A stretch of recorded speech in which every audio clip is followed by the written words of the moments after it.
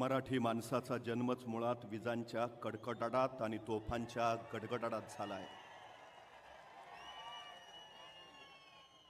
आगीशी खेळणारी माणसं आम्ही, पाण्याला भिवून पळणार नाही याची साक्ष देणारा हा दसरा मेळावा आहे। महाराष्ट्राचं कुलदैवत छत्रपती शिवाजी महाराज, वंदनीय हिंदुहृदय सम्राट शिवसेना प्रमुख बाळासाहेब ठाकरे, आदरणीय पक्षप्रमुख उद्धवजी ठाकरे, युवासेना प्रमुख आदित्यजी ठाकरे, मंचावर उपस्थित शिवसेनेचे सर्व नेते, उपनेते आणि गेली 58 वर्ष शिवसेनेसाठी प्रत्यक्ष आपलं योगदान देणारे तमाम शिवसैनिक। महाराष्ट्र मराठी मनांचा मावळ मातीचा महाराष्ट्र, भक्तीच्या ऐलतीराचा, शक्तीच्या पैलतीराचा महाराष्ट्र, माती धुमसणाऱ्या तेजोमय रक्तीला कुमकुम करंडकाचा महाराष्ट्र, गरजा महाराष्ट्र माझा मनत स्वाभिमानी मराठ्यांचा अभिमान, ज्वलंतानी जिवंत ठेवणाऱ्या जगदंबा पोत उरात गुण घोंगावणाऱ्या वादळाचा माझ्या शिवरायांचा महाराष्ट्र। पण हाच महाराष्ट्र लुटण्याची, मुंबई काबीज करण्याची, महाराष्ट्राला खिळखिळ करण्याची दिवा स्वप्न अनेकांनी बघितली। आताही ती दिवा स्वप्न पाहिली जात आहेत, पण त्यांना माहिती आहे यांच्या पुढे ढाल म्हणून उभा आहे ती शिवसेना। आणि यांना कळून चुकलं, जोपर्यंत शिवसेना नावाचा अडथळा दूर करत नाही, जोपर्यंत उद्धवजी ठाकरे यांना मुख्यमंत्री पदावरून बाजूला सारत नाही, तोपर्यंत आपले मनसुबे पूर्णत्वाला जाणार नाहीत। आणि म्हणूनच त्यांनी डाव आखला, डाव साधला। दिल्ली पुढे मुजरे करणारे हुजरे इथं तयार झाले आणि शिवसेना फोडली गेली। शिवसेना फुटल्याने काही ना आनंदाच्या उकळ्या फुटल्या। आता शिवसेना संपणार। अरे हट, शिवसेना संपत नसते, शिवसेना संपवत असते। शिवसेना संपवणारे संपले, पण महाराष्ट्र द्रोह्यांना गाडून उद्धवजींच्या नेतृत्वाखाली ही शिवसेना मजबूतीने तशीच उभा आहे। हे तेच मैदान आहे, ही तीच शिवसेना आहे आणि हा तोच दसरा मेळावा आहे। आणि महाराष्ट्र द्रोही रावणाचं दहन करणारे हे तेच शिवसैनिक आहेत। पण हे सगळं करून तुम्ही साधलं तरी काय? बेदिली, फसवणूक, विश्वासघात, उन्माद, अहंकार, माज याला पुरता ऊत आला। अवघ्या राजकारणाचा तुम्ही चिखल केला। नैतिक मूल्य, ध्येय, धोरण, विचार, तत्व सगळी वाऱ्यावर उडून गेली। सत्ता आणि मत्ता एवढंच अंतिम ध्येय झालं। राज्य व्यवस्थेच्या पायाशी नैतिक मूल्यांचं अधिष्ठान असावं लागतं। राज्य व्यवस्थेच्या पायाशी सत्य, न्याय, विश्वास आणि शिव ही नैतिक मूल्य जर नसतील तर ती व्यवस्था न राहता तो जंगलचा कायदा होतो आणि तिथं नागरिक नव्हे तर गुलाम तयार होतात। आमचा प्रवास त्या दिशेने चाललाय। सत्तेच्या सामर्थ्यानं सर्वसामान्यांचे कान इथं आता पिळले जात आहेत। इथं झालं काय? नुसत्या योजना फुगल्या, पण विकास कुठे आहे? तुम्ही 1500 रुपये खात्यावर जमा केले, पण जगणं महाग करणारी महागाई कमी करू शकलात? पुरोगामी म्हणवल्या जाणाऱ्या महाराष्ट्रामध्ये आज लाडकी बहीण योजनेची नुसती जाहिरातबाजी चालू आहे। इव्हेंटवर कोट्यावधी रुपये खर्च केला जातोय। हा जाहिरातबाजीचा खर्च जर वाचवला असता तर लाडक्या बहिणींना 1500 नव्हे 3000 रुपये देता आले असते। पण तुमचा देण्यावर नव्हे दाखवण्यावर भर आहे, हे सिद्ध झालं। महाराष्ट्रात 83 लाख मुली शिक्षण प्रवाहाच्या बाहेर फेकल्या गेल्या, पण यांना त्यांचं काही नाही। खरं तर NCRBच्या अहवालानुसार गेल्या वर्षात तब्बल 47,000 महिला अत्याचाराचे गुन्हे दाखल झाले। बदलापूर, बोपदेव घाट, नागपूर, कोल्हापूर, नवी मुंबई वृत्तपत्रात रोज महिला अत्याचाराच्या बातम्या। जगातला पहिला सर्जिकल स्ट्राईक छत्रपती शिवाजी महाराजांनी केला। शाहिस्ताखानाची बोट छाटली आणि वाऱ्यासारखे आलेले महाराज तीरासारखे निघाले। काही वेळानंतर लाल महालातला गोंधळ संपला आणि शाहिस्ताखानाची बेगम धावत शाहिस्ताखानाकडे आली। हुजूर, हमारी बेटी गायब है, हमारी बेटी गायब है। आणि त्यावेळी शाहिस्ताखान तिला म्हणाला, शिवाजी राजांची माणसं आपल्या पोरीला पळवणार नाहीतच, पण जर चुकून तसं काही घडलं असेल तर बेफिक्र रहा, शिवाजी राजे पोटच्या लेकीसारखीच तिची काळजी घेतील. हे महाराष्ट्राचं चारित्र्य आहे.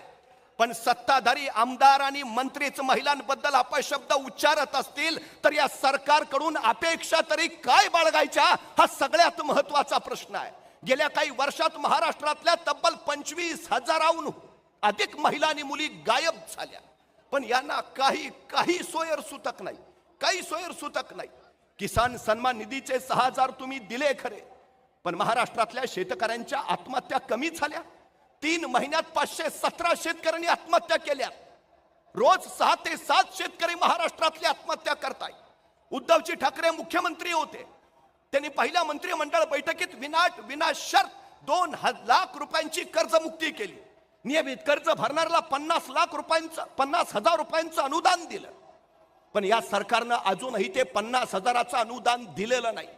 नैसर्गिक आपत्तीची नुकसान भरपाई मिळालेली नाही. 1 रुपयात पीक विम्याचे ढोल वाजवले गेले खरे, पण पीक विमा सुद्धा शेतकऱ्यांपर्यंत पोहोचला नाही. परवा एका शेतकऱ्यानं जिल्हा पोलीस अधीक्षकांकडे अर्ज केला, मला पीक विम्याचे पैसे मिळालेत, ते पैसे घरी न्यायला मला पोलीस संरक्षण हवंय. त्या पोलीस अधीक्षकानं आश्चर्याने विचारलं, किती पैसे मिळालेत?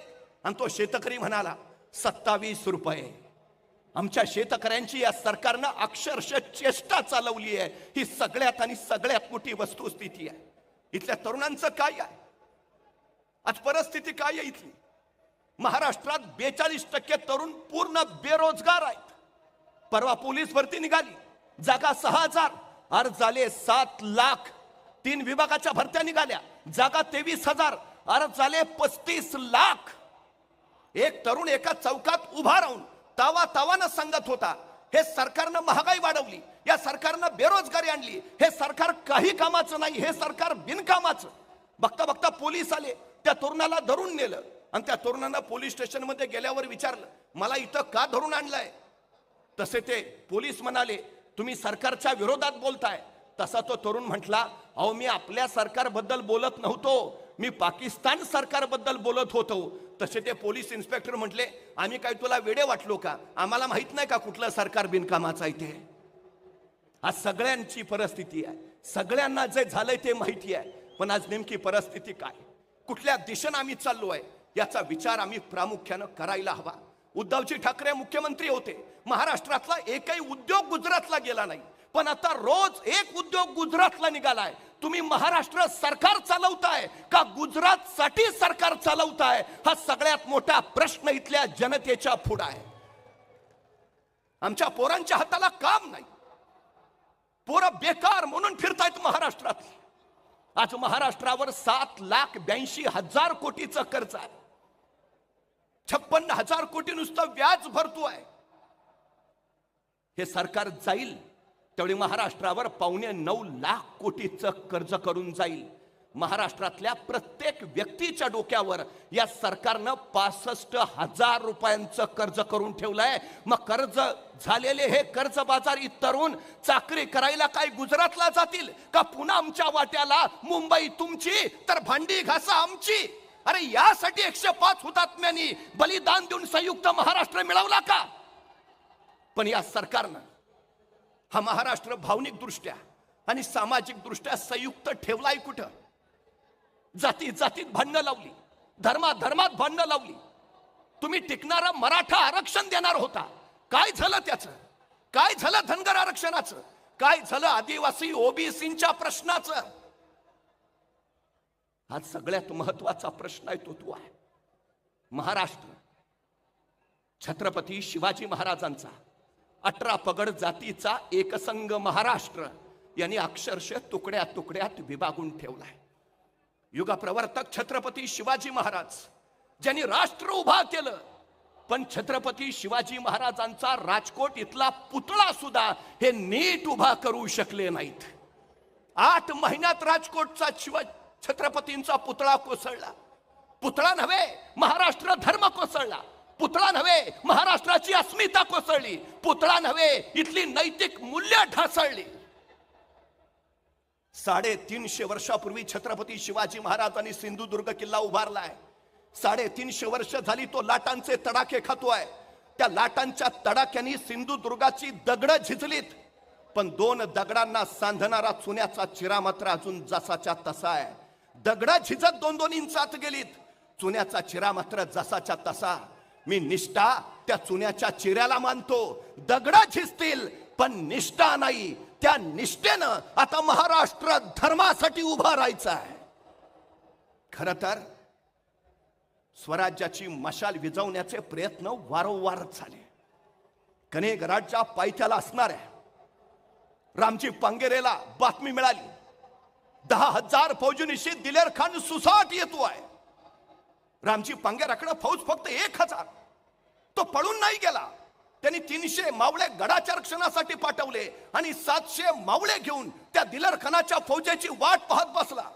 हा दिलेर खान ज्यांनी रयतेचे हाल केले आणि बघता बघता रामजीच्या तळपायाची आग मस्तकाला गेली, मस्तकाची शिर तडाडली आणि अंगातली बाराबंदी फाडून तो आपल्या मावळ्यांच्या पुढे उभा राहिला आणि कडाडला, मर्दानो या खानाशी झुंजायचा आहे. जे जातीचे असतील ते येतील, जे जातीचे नसतील ते जातील. जो लढेल त्याला सोन्याची कडी आणि जो पळेल त्याला चोळी बांगडी. आणि हर हर महादेवचा जयघोष झाला. त्या 10,000 फौजेवर 700 मराठा तुटून पडला. शिमग्यात हलकी कडाडावी अशा मराठ्यांच्या तलवारी कडाडल्या, टिपरी घुमावी असे मराठे घुमले. तो आवेश आणि तो जोश 700 मराठ्यांपुढे ते 10,000 मोगल हतबल झाले, झुकले, नमले, पाठीला पाय लावून पळत सुटले. आपण किती आहोत हे महत्वाचं नाही, आपण कोण आहोत हे महत्वाचं आहे. आपण महाराष्ट्राचे वाघ आहोत. आपण हिंदू हृदय सम्राट शिवसेना प्रमुख बाळासाहेब ठाकरेंचे वाघ आहोत. आपण उद्धवजी ठाकरेंचे वाघ आहोत. ती मशाल घेऊन आता खडं ठाकायचं आहे. महाराष्ट्र धर्माच्या रक्षणासाठी, महाराष्ट्राच्या अस्मितेसाठी, इथल्या स्त्रियांच्या सन्मानासाठी, तरुणांच्या हाताला काम देण्यासाठी, महाराष्ट्राचं महाराष्ट्रपण अखंड ठेवण्यासाठी. ती मशाल जी छत्रपती शिवाजी महाराजांनी स्वराज्याचा अग्निहोत्र पेटवण्यासाठी हाती घेतली, ती मशाल जिनं आई जगदंबे पुढे महाराष्ट्र धर्माचं साकडं घातलं, ती मशाल जिथल्या मायमाऊलीच्या पावित्र्याचा अग्नी घेऊन धगधगते आहे. आता पुन्हा ती मशाल घेऊन उभा राहायचं आहे. घोडा मैदान जवळ आहे. चला उभे राहूया. उद्धवजी ठाकरेंच्या नेतृत्वात महाराष्ट्राच्या विधान भवनावर पुन्हा भगवा फडकूया. बोला छत्रपती शिवाजी महाराज की. सर्व प्रकारचे अपडेट मिळवण्यासाठी MD लाईव्ह मराठी चॅनलला सबस्क्राईब करा.